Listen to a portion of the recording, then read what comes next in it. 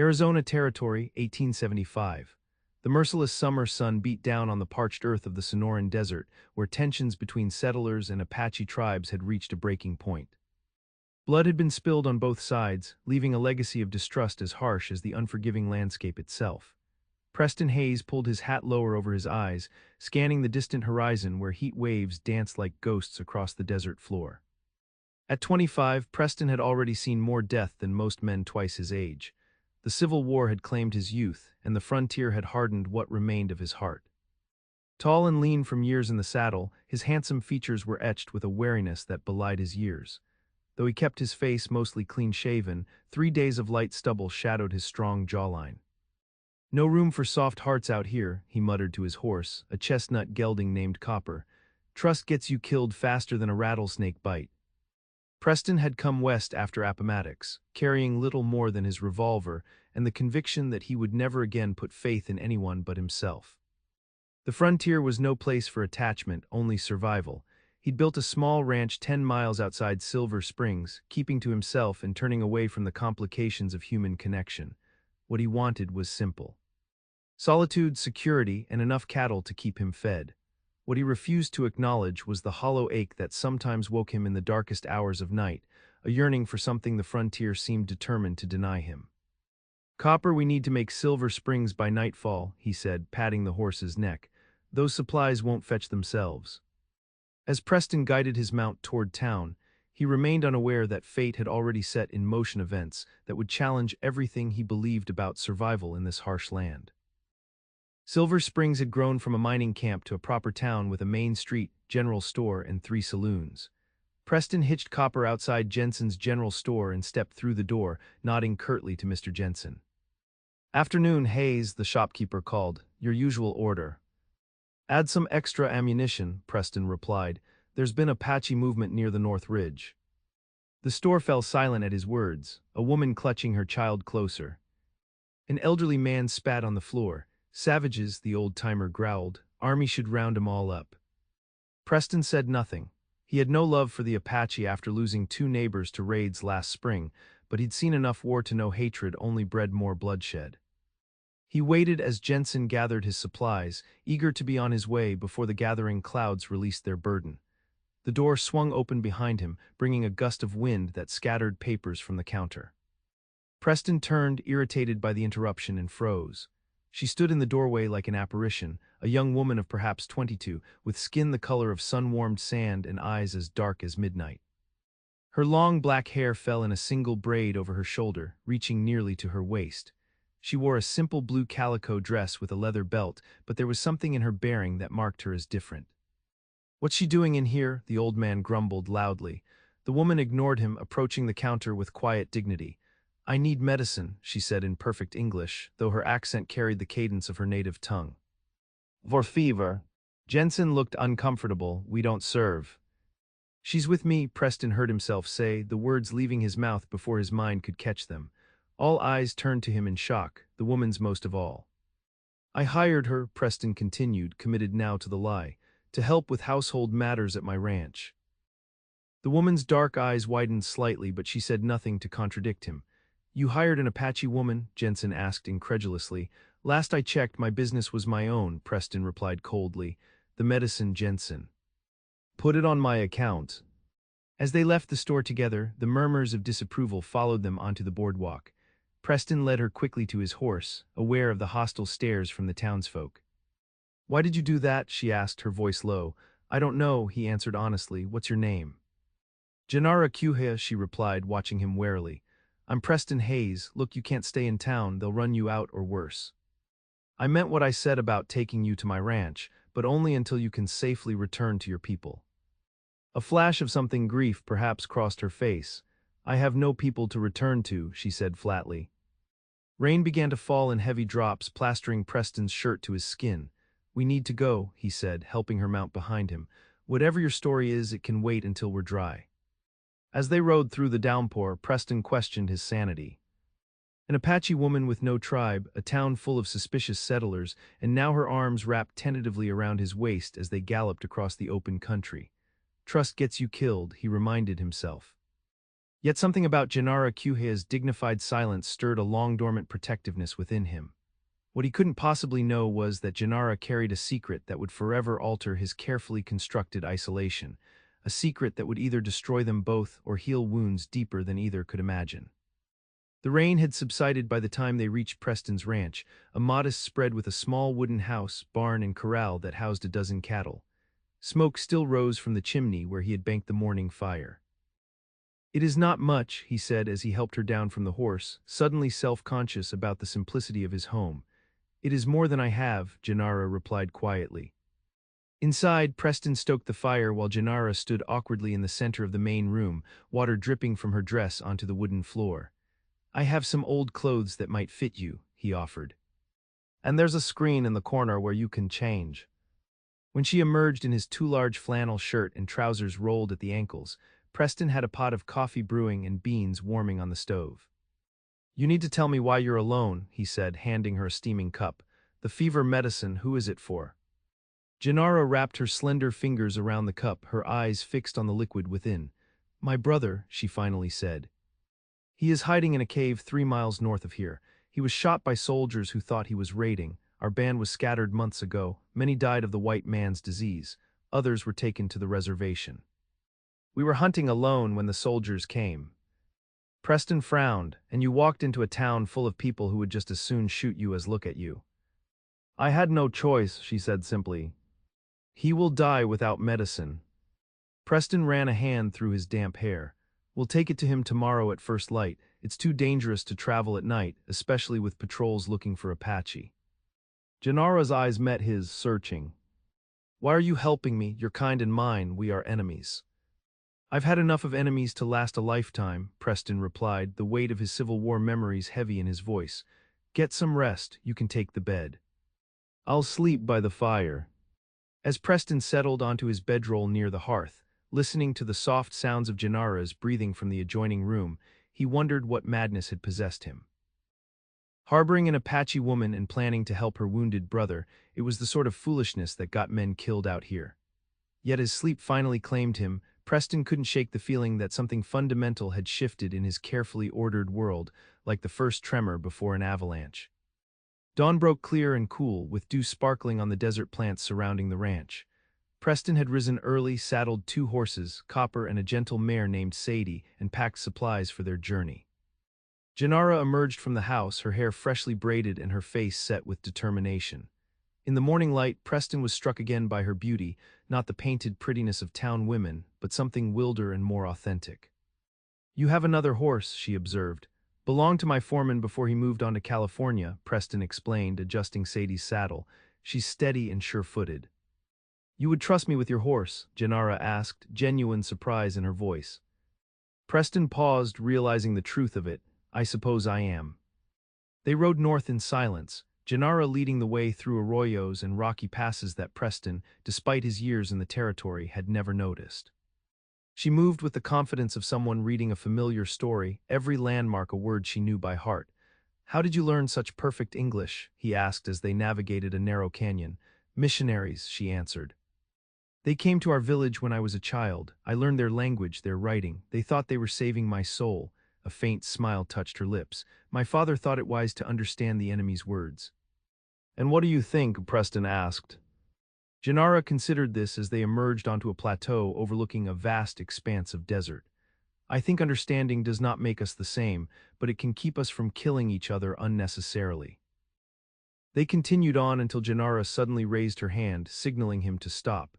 She dismounted and whistled, a sound like a cactus wren. After a moment, an answering whistle came from a cluster of boulders ahead. "He is still alive," she breathed, relief evident in her voice. The cave was well hidden, its entrance obscured by brush and rock. Inside, a young man lay on a bed of blankets, his face shining with sweat despite the cave's coolness. A crude bandage wrapped his shoulder, stained dark with blood. "Jenara," he whispered hoarsely. "Keem, this man has brought medicine," she said in English, presumably for Preston's benefit. "He helped me when others would not." The young man's feverish eyes turned to Preston, wariness battling with pain. Why would a white man help Apache? Preston knelt beside him, unpacking the medicine and fresh bandages.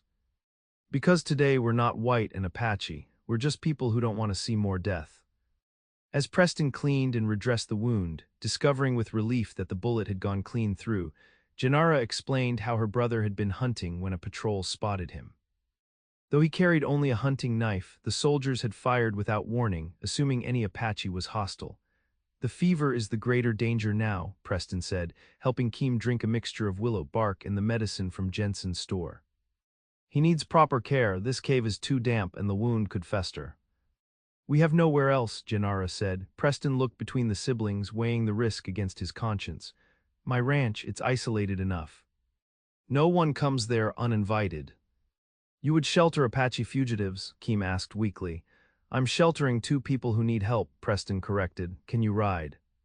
With careful maneuvering, they managed to get Keem onto Sadie, with Jenara mounting behind to steady him. Preston led them back through a longer but less exposed route, constantly scanning for patrols or other travelers. By mid-afternoon, they reached the ranch without incident.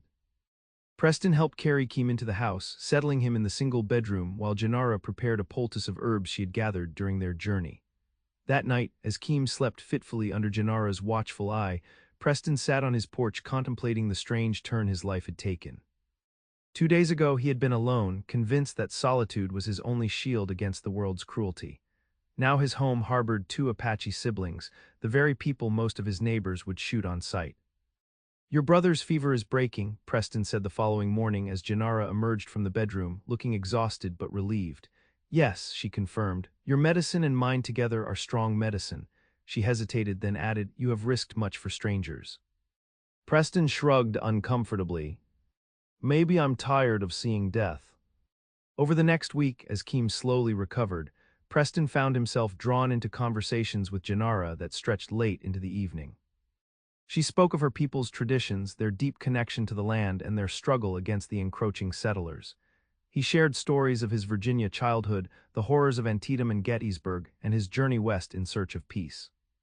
You built this place alone? She asked one evening as they sat on the porch watching the sunset paint the desert in shades of fire. Had help with the barn raising, Preston admitted. Neighbors came from miles around. That's one thing about frontier folk, they'll help build a place even if they barely know you. Yet you keep apart from them, Jenara observed. Preston studied the horizon, easier that way. No expectations, no disappointments. Easier, she echoed softly, but lonely. Their eyes met in the fading light, and Preston felt something crack within his carefully constructed defenses, a hairline fracture in the wall he'd built around his heart. The next morning, Preston rode into town for supplies, leaving Jenara and Keem safely hidden at the ranch. In the general store, he overheard troubling news. Army's sending a special detachment, Jensen was telling another customer. Captain Rollins himself is leading it, says they're going to clear out any Apache still hiding in these parts. About time, the other man replied. Had 3 calves go missing last month, has to be those red devils. Preston kept his expression neutral as he gathered his purchases. When's this detachment arriving? He asked casually. Week or so, Jensen replied. Why Hayes? Worried about that Apache woman you've taken in. The store went silent. Preston felt cold anger rise within him. Don't know what you're talking about, Jensen, he said evenly, but I'd be careful spreading rumors.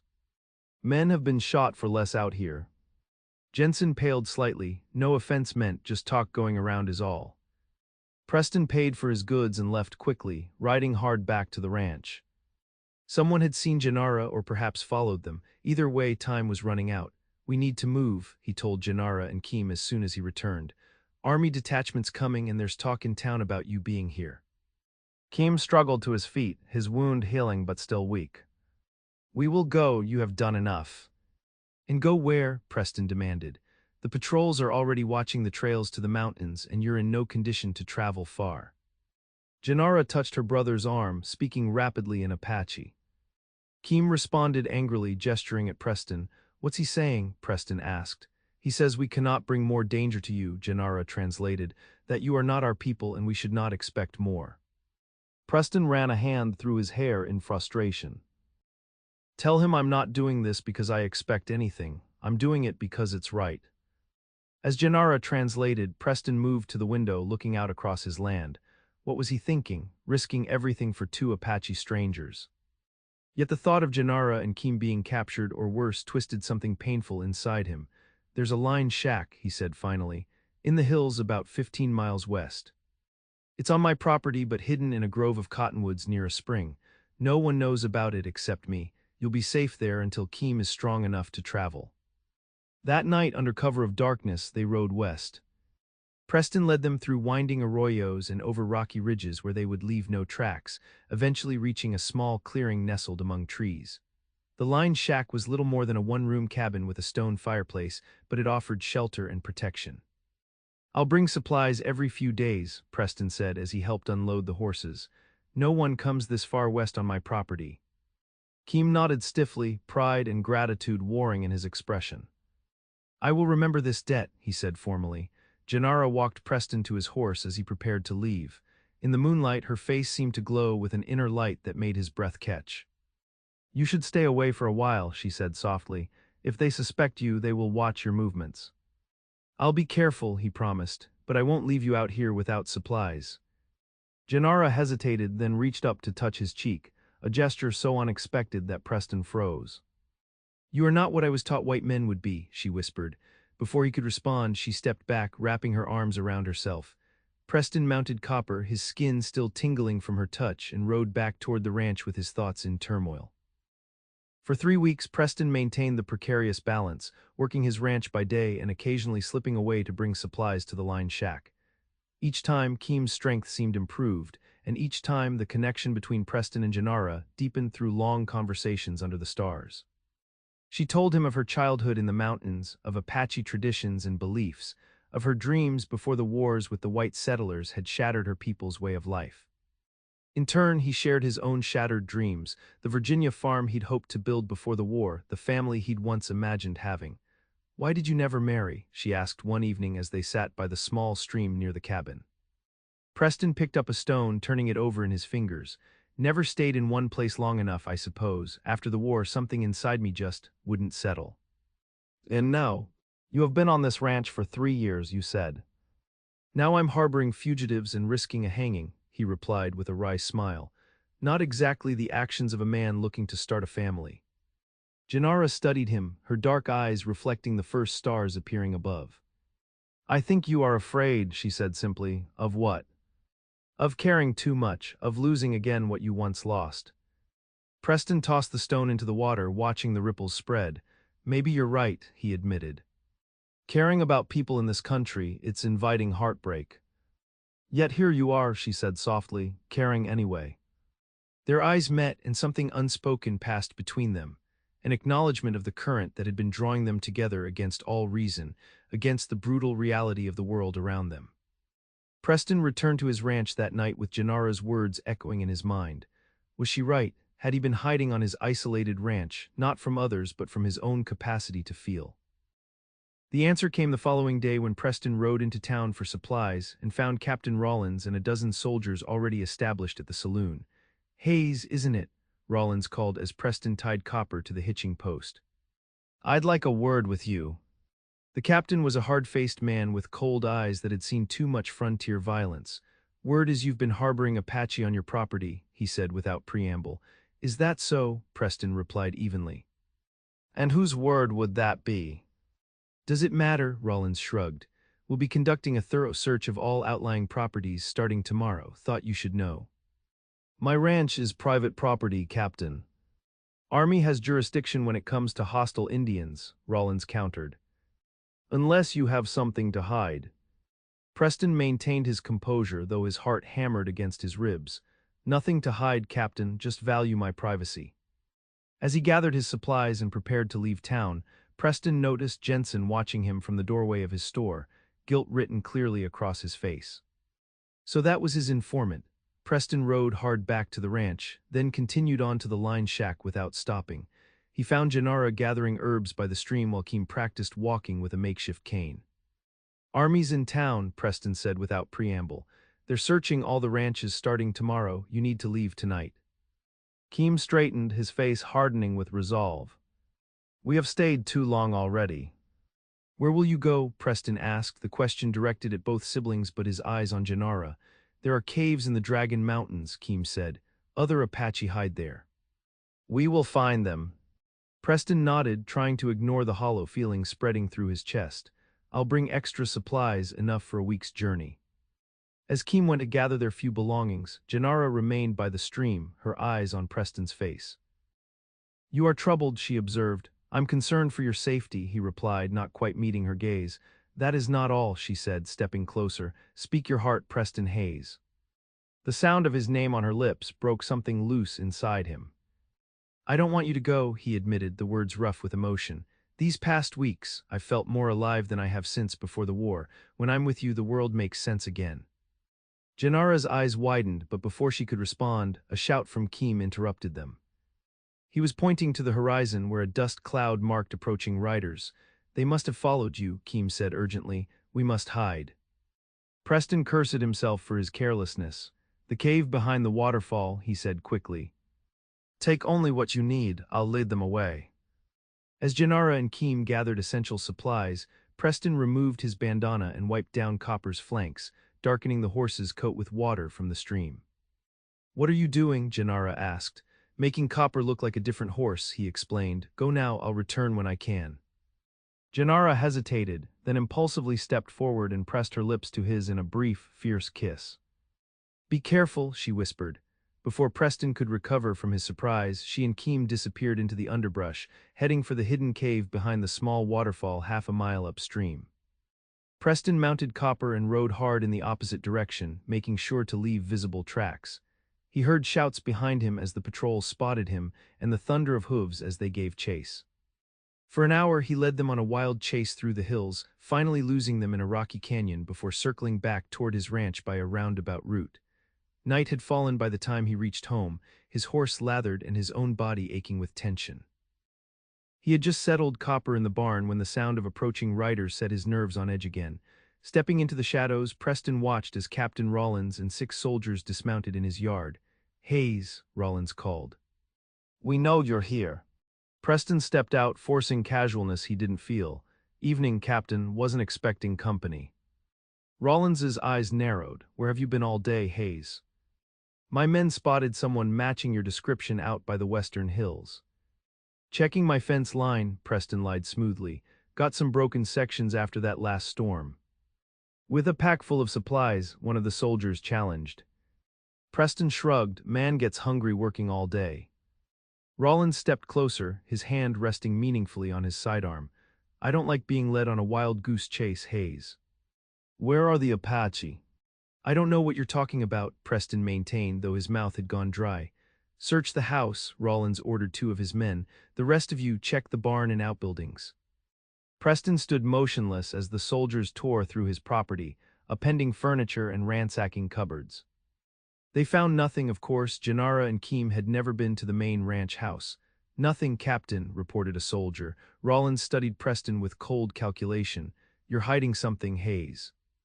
Nobody helps Indians unless they're getting something in return. His lip curled suggestively. Is that Apache woman warming your bed? Is that it?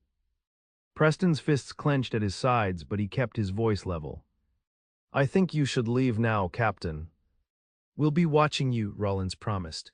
And when we find those Apache, and we will find them, you'll hang alongside them. After they rode away, Preston sank onto his porch steps, exhaustion and worry washing over him in equal measure. The soldiers would undoubtedly return, perhaps with more men. The line shack wasn't safe anymore. Nowhere on his property was safe. At dawn, Preston packed supplies and rode back to the waterfall cave, following a creek bed where his tracks wouldn't show. He found Jenara and Keem waiting anxiously, having heard the distant sounds of pursuit the previous day. The soldiers searched my ranch, he told them. They'll be watching me now. You need to head for the Dragon Mountains immediately. Keem nodded gravely. We will leave within the hour. Preston handed over the supplies he'd brought: food, ammunition, medicine, and a carefully drawn map. This shows the safest route through the mountains. Stay away from the trails and water holes marked in red. The army patrols those regularly. As Keem began organizing their packs, Jenara drew Preston aside, her expression troubled. Come with us, she said quietly. The invitation stunned him. What? You are in danger now because of us, she explained. If you stay, the soldiers will watch you always, perhaps arrest you. This is my home, Preston protested. Everything I've built is here.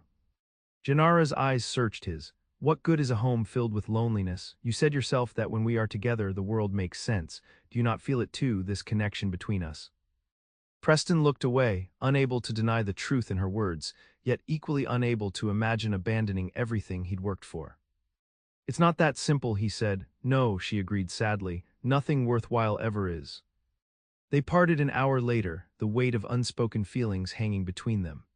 Preston watched them disappear into the rocky terrain, Jenara's slender figure growing smaller until the landscape swallowed her completely. He returned to his ranch with a heaviness in his chest that no amount of work could lighten. For days he went through the motions, tending cattle, mending fences, avoiding town. Army patrols passed regularly, watching his movements, but he gave them nothing to find. A week passed, then two. The soldiers grew less vigilant, their patrols less frequent. Preston should have felt relief, but instead a growing emptiness consumed him. His ranch, once his pride and sanctuary, now felt like a prison of his own making. At night, he found himself stepping onto the porch to stare westward toward the distant mountains, wondering if Jenara and Keem had reached safety, wondering if he would ever see her again. One evening, as summer gave way to early autumn, Preston sat cleaning his rifle when a rider approached, Jensen from the general store. "What do you want?" Preston asked coldly as the shopkeeper dismounted. Jensen removed his hat, twisting it nervously in his hands. "I came to apologize," he said. "I was the one who told the captain about the Apache woman. I was wrong to do that." Preston set aside his rifle. "Why the change of heart?" "Army's gone too far," Jensen explained.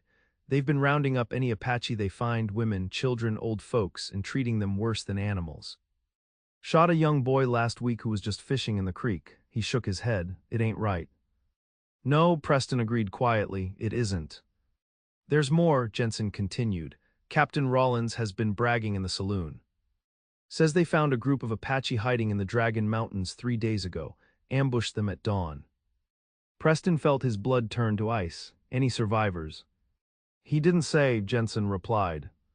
"Just that they handled it." After Jensen left, Preston paced his porch until dawn, his mind racing with terrible possibilities. Had Jenara and Keem been among those ambushed? Were they prisoners now, or worse? As the first light broke over the eastern horizon, Preston made his decision. Within an hour, he had packed essential supplies, secured his most valuable possessions, and saddled Copper. He left a letter with his neighbor authorizing him to care for the cattle until Preston returned, if he returned. The Dragon Mountains loomed harsh and forbidding, 100 miles of treacherous terrain inhabited by Apache, outlaws, and the occasional prospector mad enough to seek fortune in such dangerous country. Preston followed game trails and dry washes, camping in hidden corners and moving only during daylight. On the fourth day, he found signs of the ambush Jensen had mentioned, spent cartridges, bloodstains on rocks, abandoned blankets. His heart sank as he searched the area, finding no bodies but clear signs that prisoners had been taken, dragged by the looks of the tracks, toward the army outpost 40 miles east. Preston followed, abandoning caution as urgency drove him forward. If Jenara was among the captives, every hour mattered. The army was known to ship Apache prisoners to distant reservations with little warning. He reached Fort Buchanan as dusk was falling, observing from a hidden position as soldiers moved about their evening routines. A crude stockade had been erected on the fort's eastern side, a pen of logs and barbed wire where perhaps 24 Apache were being held. In the fading light, Preston couldn't make out individual faces, but he noted the guards' positions and the fort's layout, formulating a desperate plan that had little chance of success. As full darkness descended, Preston approached the fort from the rear, where the stockade backed against the fort wall. The night was moonless, providing cover as he worked his way closer. 2 guards patrolled the perimeter, their movements predictable in their boredom. Preston waited until both were at the farthest points in their routes, then darted forward to the stockade wall. "Jenara," he whispered urgently through the logs. "Jenara Kuhaya." Movement inside, a shadow separating from shadows, then a voice that made his heart leap. "Preston." Jenara's face appeared at a gap between logs, disbelief in her whisper. "Why are you here?" "I've come to get you out," he replied. "Is Keem with you?" Pain flashed across her features. "They shot him during the attack. I do not know if he lives." Preston's jaw tightened. "I'll find out. Be ready tomorrow night. I'm getting you all out of here." "How?" she asked. "I don't know yet," he admitted, "but I will, I promise." He slipped away before the guards returned, making his way to the fort's small settlement where civilians, traders, laundresses, and the occasional prospector gathered at the only saloon. Preston entered, ordered whiskey, and listened. Soldiers talked freely after a few drinks, and he soon learned that several wounded Apache had been taken to the fort's infirmary, a young buck with a shoulder wound among them. Keeping him alive for questioning, one soldier explained to another. Captain thinks he knows where the rest of his band is hiding. Relief washed through Preston. Keem lived, at least for now. The following day, Preston observed the fort's routines, noting the changing of the guards and the movement of supply wagons. A plan began to form, reckless, dangerous, but possible. As evening approached, he positioned Copper in a small canyon a mile from the fort, leaving his saddlebags packed with supplies. Then he approached the fort openly, leading a mule laden with 2 barrels. "What's your business?" asked the guard at the gate. "Jensen sent me from Silver Springs," Preston replied. "Whiskey delivery for the officers' mess." The guard eyed the barrels, "Didn't know we were expecting a delivery." Preston shrugged. "Captain Rollins placed the order last time he was in town, said it was for some kind of celebration." At the mention of Rollins's name, the guard hesitated, then nodded. "All right, go on through. Quartermaster's office is straight ahead." Inside the fort, Preston led the mule toward the quartermaster's building, but as soon as the guard's attention shifted, he diverted toward the infirmary, a long, low building near the eastern wall. He tied the mule outside and entered carrying one of the barrels. "Delivery," he announced to the startled orderly inside. "Special medicine for the captain." The infirmary held 6 cots, 3 occupied by wounded soldiers and 2 by injured Apache men. On the last cot lay Keem, his face gaunt with pain but his eyes alert. "Leave it over there," the orderly said distractedly, gesturing to a corner while he changed a bandage on one of the soldiers. Preston set down the barrel and moved casually toward Keem's cot. "Looks like this one's pretty bad off," he commented. "Think he'll make it." The orderly glanced over. "Captain wants him alive for questioning. Otherwise, I wouldn't waste the medicine." Preston nodded, then leaned closer to Keem, pretending to examine him while whispering, "Tonight, be ready to move." Recognition flickered in Keem's eyes, but he gave no other sign of hearing. Preston straightened. "Well, better finish my deliveries before dark," he said cheerfully to the orderly. "Enjoy the medicine, Captain says you earned it." Outside, Preston reclaimed the mule and continued to the quartermaster's office, where he delivered the second barrel, actual whiskey, with the same story about Captain Rollins's order. The quartermaster, eager for a taste, accepted it without question. As dusk approached, Preston made his way to the back of the fort, where he had earlier noticed a stack of barrels and crates awaiting disposal. He emptied one barrel of its rotten vegetables, then rolled it to a position near the stockade. When full darkness fell, he put his plan into motion. The first barrel, the one he'd left in the infirmary, contained not medicine but a mixture of coal, oil, and rags. At precisely midnight, it erupted into flames, creating instant chaos as soldiers rushed to control the fire spreading rapidly through the wooden structure. In the confusion, Preston entered the infirmary through a back window, finding Keem already struggling to his feet. "Can you walk?" Preston asked, supporting him. "If it means freedom, I can fly," Keem replied with grim humor. Together they slipped out the back of the infirmary while soldiers focused on evacuating the other patients through the front. The stockade guards had abandoned their posts to help with the fire, leaving Preston free to approach the pen with his empty barrel. "Jenara," he called softly. She appeared instantly at the gate, her face illuminated by the distant firelight. "Get everyone back," Preston instructed as he positioned the barrel against the gate. From his pocket, he produced a small package of blasting powder, standard equipment for ranchers clearing stumps. The crude charge blew the gate lock apart with a sharp crack that was lost amid the shouts and confusion from the fire. As smoke billowed across the fort, 24 Apache prisoners emerged from the stockade, Jenara guiding them toward where Preston supported Keem. "This way," Preston directed, leading them to a section of the fort wall where earlier he had piled crates as a makeshift ladder. Quickly. One by one, the prisoners climbed over the wall and disappeared into the darkness beyond. Keem went over with the help of 2 stronger men, while Preston and Jenara remained to ensure everyone escaped. "You risked everything," she said as the last prisoner climbed to freedom. "Why?" Preston took her hand. "Because some things are worth risking everything for." Shouts nearby indicated soldiers had discovered the stockade break. "Go," Preston urged, helping Jenara onto the crates. "I'll be right behind you." As Jenara cleared the wall, a voice rang out, Hayes. Preston turned to find Captain Rollins leveling a pistol at him, his face twisted with rage in the firelight. I knew you were helping them, he snarled. It's over, Rollins, Preston replied, raising his hands slowly. They're already gone. Maybe, Rollins acknowledged, his finger tightening on the trigger. But you won't be joining them. A shot rang out, but it was Rollins who staggered, a look of surprise crossing his face as he fell forward. Behind him stood Jensen, holding a smoking rifle. Consider my debt paid, the shopkeeper said grimly. Now get out of here before the rest of them figure out what's happening. Preston didn't hesitate, scrambling over the wall to where Jenara waited anxiously. Together they ran to join the other escapees already moving swiftly across the darkened landscape. By dawn, they had reached the canyon where Copper waited. The Apache prisoners scattered into the mountains, their gratitude expressed in nods and solemn handshakes. Only Jenara and Keem remained with Preston. What will you do now? Keem asked, his strength returning despite his wound.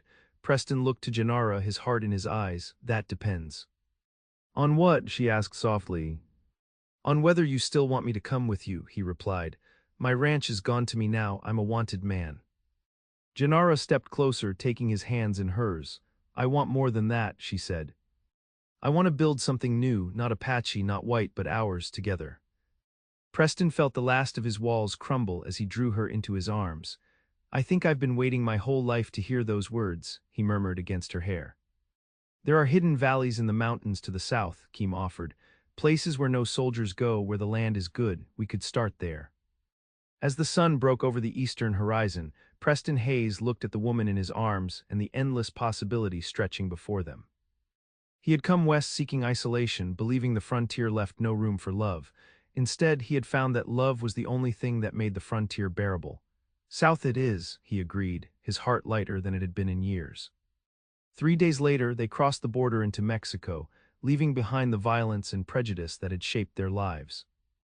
In a hidden valley nestled between towering peaks, they found a place where clear streams ran through meadows rich with grass, a place where they could begin again. Over the years that followed, Preston and Jenara built a home unlike any other on the frontier, a blending of both their worlds. Their ranch grew slowly, their family faster, as 3 children with their mother's dark eyes and their father's determined chin learned both Apache wisdom and the skills of ranching. Other outcasts found their way to the valley, Apache fleeing the reservations, Mexicans displaced by conflict, even a few white settlers seeking peace rather than conquest. Under Preston and Jenara's guidance, they formed a community bound not by blood or race but by a shared vision of a different kind of frontier. On summer evenings, visitors to the valley might see an unusual sight. A tall rancher and his Apache wife sitting together on the porch of their home, watching their children play in the fading light, their hands intertwined as they witnessed the legacy of their impossible love taking root in fertile soil. And if asked how they found this paradise, Preston Hayes would always answer the same way. I thought the frontier was no place for love. She taught me that without love, there is no frontier worth claiming.